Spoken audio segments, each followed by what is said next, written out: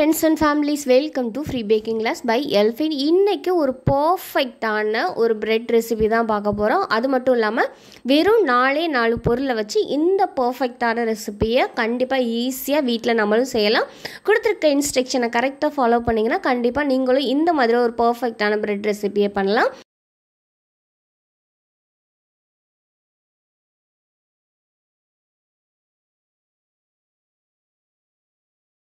ஃப்ரீயாகவே packing கற்றுக்கணுமா? Packing கற்றுக்க ஆவல வந்து பக்கத்தில் கிளாஸஸ்லையா ஜஸ்ட் எங்கள் சேனலை சப்ஸ்கிரைப் பண்ணி ஃப்ரீ பேக்கிங் கிளாஸில் ஜாயின் பண்ணிக்கோங்க. இது முற்றிலும் இலவசமாக வழங்கக்கூடிய ஒரு கேக் பயிற்சி வகுப்பு. இதுக்கு நீங்கள் எந்த ஒரு ஃபீஸும் கட்ட தேவையில்லை, எந்த ஒரு எஜுகேஷன் குவாலிஃபிகேஷனும் தேவையில்லை. ஜஸ்ட் சேனலை சப்ஸ்கிரைப் பண்ணி ஃப்ரீ பேக்கிங் கிளாஸில் ஜாயின் பண்ணிக்கோங்க. ஆல்ரெடி வந்து 74 கிளாஸஸ் வந்து அப்லோட் பண்ணியிருக்கோம். தேவைப்படுறவங்க அந்த கிளாஸஸ் எல்லாம் செக் பண்ணி பாருங்கள். உங்களுக்கு பேக்கிங் கற்றுக்க இன்ட்ரெஸ்டாக இருந்தால் அது உங்களுக்கு ஹெல்ப்ஃபுல்லாக இருக்கும். Thank you for all. ஃபஸ்ட்டு ஒரு பெரிய பவுல் எடுத்துக்கோங்க. இதில் வந்து வெதுவெதுப்பாக இருக்க சுடுதண்ணி வந்து 250 ml கப்பில் 1 கப் ப்ளஸ் ஒரு 1/4 கப் அளவு எடுத்துக்கோங்க. வந்து ரொம்ப சூடாக இருக்கக்கூடாது. குழந்தைங்களுக்கு பால் எவ்வளவுக்கு ஆற்றி கொடுப்போமோ அந்த அளவு சூடு இருந்தால் போதும். இதில் வந்து 2 டீஸ்பூன் அளவு ஈஸ்ட்டு சேர்த்துருக்கேன். நான் இன்ஸ்டன்ட் ஈஸ்ட்டு தான் சேர்த்துருக்கேன். 2 டீஸ்பூன் நீங்கள் சேர்க்கலைன்னா 1 டேபிள் ஸ்பூனாக கூட நீங்கள் சேர்த்துக்கலாம். அதுக்கு மேலே சேர்த்துறீங்கன்னா ஓவராக வந்து பிரெட் ப்ரூஃப் ஆகி அது வந்து கரெக்டான கன்சிஸ்டன்சியில் வராது. இந்த சுடு தண்ணியிலே லைட்டாக ஒரு ஸ்பேச்சுலா வச்சு நீங்கள் மிக்ஸ் பண்ணிங்கன்னா அந்த ஈஸ்ட் வந்து கலந்து ஒரு பால் போல் தண்ணி மாதிரி கிடைக்கும். ஓவர் ஹீட்டான சுடுதண்ணி பயன்படுத்துகிறீங்கன்னா அது வந்து ஈஸ்ட்டு வந்து ஆக்டிவேட் ஆகாது. ஸோ வந்து கவனமாக பார்த்துக்கோங்க. வெதுவெதுப்பான சூடில் தான் தண்ணி இருக்கணும்.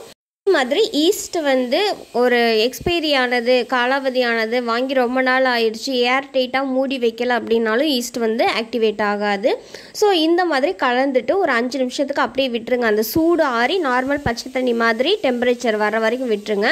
இப்போ இந்த மாதிரி வந்ததுக்கப்புறம் கரெக்டாக 3.5 கப் அளவு மைதா எடுத்திருக்கேன். அதாவது 250 ml கப்பில் 3 கப் அளவு எடுத்துக்கோங்க. 360 கிராம் அளவு வரும்.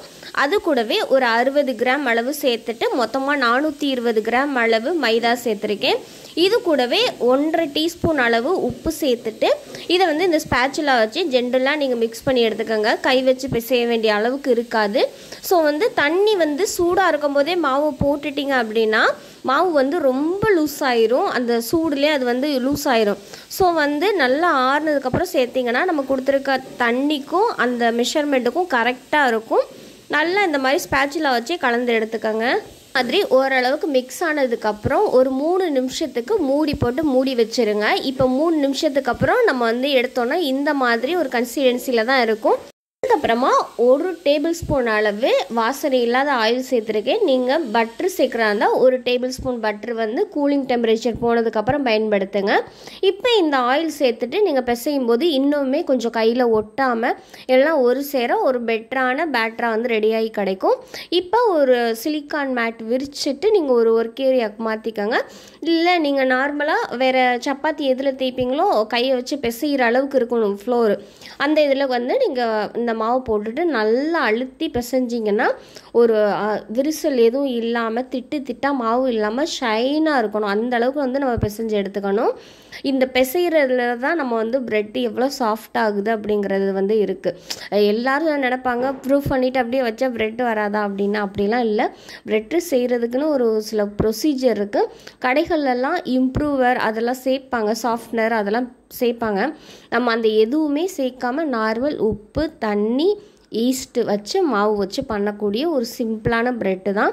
இந்த அளவுக்கு பிசைஞ்சிட்டு லைட்டாக மேலே வந்து மாவு கோட் பண்ணிவிட்டு ஆல்ரெடி நம்ம பிசைஞ்சோல்ல பாத்திரம் அதில் வந்து லைட்டாக மைதா மாவு ஸ்ப்ரெட் பண்ணிவிட்டு இந்த டோவை உள்ளே வச்சுருங்க. வச்சுட்டு கரெக்டாக ஒரு 1 மணி நேரத்துக்கு மூடி போட்டு நல்லா ப்ரூஃப் ஆக விடுங்க. இதுவே வெயில் காலமாக இருந்துச்சுன்னா சீக்கிரமே மாவு உப்பி வந்துடும். வெயில் காலம் இல்லாமல் குளிர்காலமாக இருந்துச்சுன்னா உப்பி வர்றதுக்கு டைம் எடுத்துக்கிறோம். இப்போ 1 ஹவருக்கு ப்ரூஃபிங் விட்டுடலாம். இப்போ நான் வந்து ப்ரெட்டு டின்னு எடுத்திருக்கேன். இதுதான் வந்து பெரிய சைஸ் ப்ரெட்டு, நம்ம கடைகள்லாம் வாங்கக்கூடிய ப்ரெட்டு டின்னு. அளவு பார்த்திங்கன்னா இதோட நீளம் வந்து 22 சென்டிமீட்டர் இருக்கும். இதோட உயரம் பார்த்திங்கன்னா 10 சென்டிமீட்டர். இதோடைய அகலம் பார்த்திங்கன்னா 10 சென்டிமீட்டர். இந்த மாதிரி ப்ரெட்டு செய்யும்போது நம்ம வந்து பட்டர் பேப்பர் போட வேண்டிய அவசியமே இல்லை. இந்த மாதிரி நார்மல் வெஜிடபிள் ஆயில் அல்லது வாசனை இல்லாத ஆயில் இருக்குல்ல, நான் கோல்டு வின்னர் எடுத்திருக்கேன். அதை வந்து இந்த ப்ரெட் மோல்டு ஃபுல்லாக ஸ்ப்ரெட் ஆகிற மாதிரி ஒரு ப்ரஷ்ஷு வச்சு ஈவனாக போட்டு எடுத்துக்கோங்க. ஏன்னா நீங்கள் பட்டர் பேப்பர் போட்டு ப்ரெட்டு பண்ணுறதுக்கு அது கரெக்டாக வராது. எப்போதுமே ப்ரெட்டு பண்ணுறதுக்கான ப்ரொசீஜர் இது தான். எல்லா இடத்துலையும் ஆயில் படுற மாதிரி நம்ம அப்ளை பண்ணதுக்கப்புறம் மைதா மாவு இருக்குல்ல, அது வந்து ஒரு 2 டேபிள் ஸ்பூன் அளவுக்கு எடுத்துகிட்டு எல்லா இடத்துலையும் படுற மாதிரி ஸ்ப்ரெட் பண்ணிக்கோங்க. அந்த ஆயிலில் வந்து இந்த மைதா மாவு ஒட்டுற அளவுக்கு இருக்கணும். இந்த மாதிரி ஸ்ப்ரெட் பண்ணிவிட்டு இருக்கிற மாவை நம்ம அந்த ஒர்க் ஏரியாவிலே கொட்டிடலாம். ஏன்னா 2 டேபிள் ஸ்பூன் அளவு தானே எடுத்துருக்கோம். அதை வந்து நம்ம மறுபடியும் மாவு பிசைகிறதுக்கு நம்ம யூஸ் பண்ணிக்கலாம். இந்த மாவை இந்த மாதிரி கோட் பண்ணிட்டு எடுத்ததுக்கப்புறம் இது ஒரு ஓரமாக வச்சுருங்க. இப்போ இந்த கீழே கொட்டி இருக்க மாவை வச்சு நம்ம வந்து கையில் லைட்டாக தடவிட்டு அதுக்கப்புறமா நம்ம ப்ரூஃபிங் விட்டுருக்கோம்ல மாவு, அதை வந்து ஹேண்டில் பண்ணும்போது கையில் ஒட்டாமல் நீட்டாக ஸ்மூத்தாக வரும். அதுக்காக தான் அந்த மாவு. இப்போ 1 மணி நேரத்தில் பாருங்கள் எந்த அளவுக்கு பாத்திரம் 3/4 அளவுக்கு நம்மளுக்கு பொங்கி வந்திருக்கு. இந்த மாதிரி தான் இருக்கும். இப்போ இதை மறுபடியும் ஒரு ஒர்க் ஏரியாவுக்கு மாற்றிட்டு அதை வந்து நம்ம வந்து பிரெட் ஷேப்பில் வந்து விரித்து எடுத்துக்கலாம். இந்த மாதிரி ஃப்ளாட்டாக சப்பாத்தி இருக்கும்ல, அந்த அளவுக்கு வந்து ஃப்ளாட் பண்ணிக்கோங்க. ஃப்ளாட் பண்ணிவிட்டு அதை வந்து ஒரு எண்டுலேருந்து மறு எண்டு வரைக்கும் அப்படியே ரோல் பண்ணிக்கோங்க. மைதா மாவு ரொம்ப கோட் பண்ணிடாதீங்க. லைட்டாக கையில் வந்து நம்மளுக்கு ஒட்டாமல் இருக்கிறதுக்காக நம்ம போடுறது மட்டும்தான் மைதா. இப்போ இதை இந்த மாதிரி ரோல் பண்ணிவிட்டு எந்த வாக்கில் சுற்றினோமோ அதுக்கு ஆப்போசிட்டாக அந்த மாவு வந்து திருப்பி போட்டுட்டு மறுபடியும் வந்து நம்ம வந்து நல்லா சப்பாத்தி மாவு எந்த அளவுக்கு அழுத்தம் கொடுத்து ஒரு ஃப்ளாட்டாக கொண்டு வருவோமோ அந்த அளவுக்கு நம்ம கொண்டு வந்துக்கலாம்.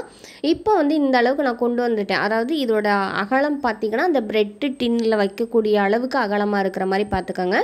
இப்போ இந்த நான் மடிக்கிற மாதிரி இந்த மாதிரி ரோல் பண்ணிக்கோங்க. அந்த ரோல் பண்ணும்போது நடுவில் உள்ள காற்று இருக்கிற மாதிரி பண்ணிடாதீங்க. அதை வந்து ஒவ்வொரு டைமும் நீங்கள் அழுத்தி விட்டிங்கன்னா அது உள்ளே வந்து ஹாலோ இல்லாமல் பார்த்துக்குறோம்.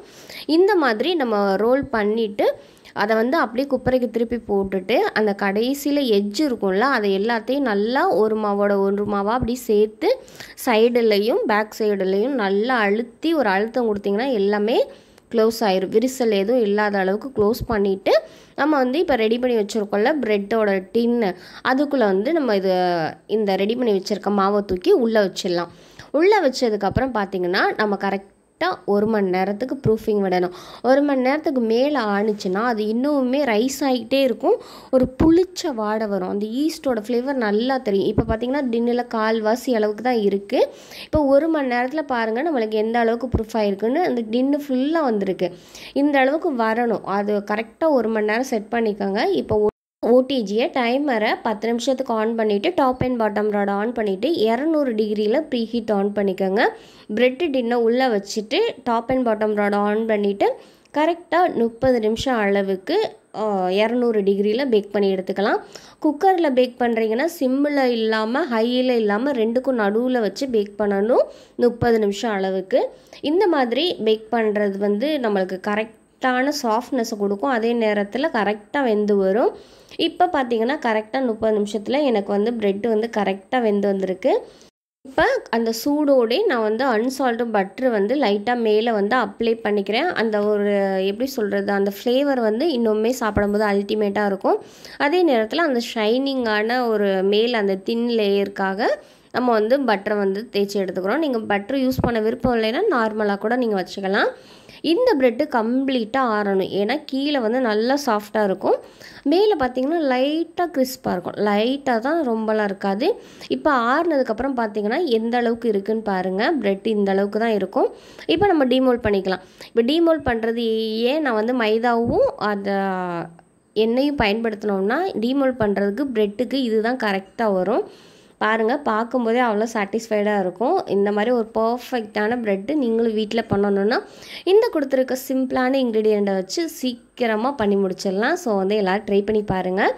இது வந்து 3 நாளைக்கு வரைக்கும் நம்மளுக்கு ரூம் டெம்பரேச்சரில் இருக்கும். அதுக்கு மேலே நம்ம ப்ரெட்டு வந்து மோஸ்ட்லி வச்சுருக்க மாட்டோம். கடைகள்லேயுமே அந்த ஒரு 10 டேஸ் வரைக்கும் இருக்கும். அது வந்து நிறைய கெட்டு போகாமல் இருக்கிறதுக்கு பொருட்கள் பயன்படுத்துவாங்க. இது வந்து ஃப்ரெஷ்ஷாக இருக்கனால குழந்தைங்கள்லேருந்து எல்லாருமே சாப்பிட்லாம். ஸோ வந்து நீங்கள் பயப்படாமல் கொடுக்கலாம். எல்லாருக்குமே ஒரு குட் ஃபுட்டை கொடுத்தோங்கிற ஒரு ஃபீல் வரும். பாருங்கள் எந்த அளவுக்கு சாஃப்டாக, எந்த அளவுக்கு ரிச்சாக, எந்த அளவுக்கு ஸ்மூத்தாக இருக்குன்னு. ஸோ வந்து எல்லோரும் ட்ரை பண்ணி பார்த்துட்டு ஃபீட்பேக் சொல்லுங்கள். எந்த வீடியோ உங்களுக்கு பிடிச்சிருந்துச்சுன்னா லைக் பண்ணுங்கள், ஷேர் பண்ணுங்கள், கமெண்ட் பண்ணுங்கள், சப்ஸ்கிரைப் பண்ணுங்கள். பக்கத்தில் இருக்க பெல் ஐக்கானை கிளிக் பண்ணி ஃப்ரீ பேக்கிங் கிளாஸில் ஜாயின் பண்ணிக்கோங்க. Thank you for all.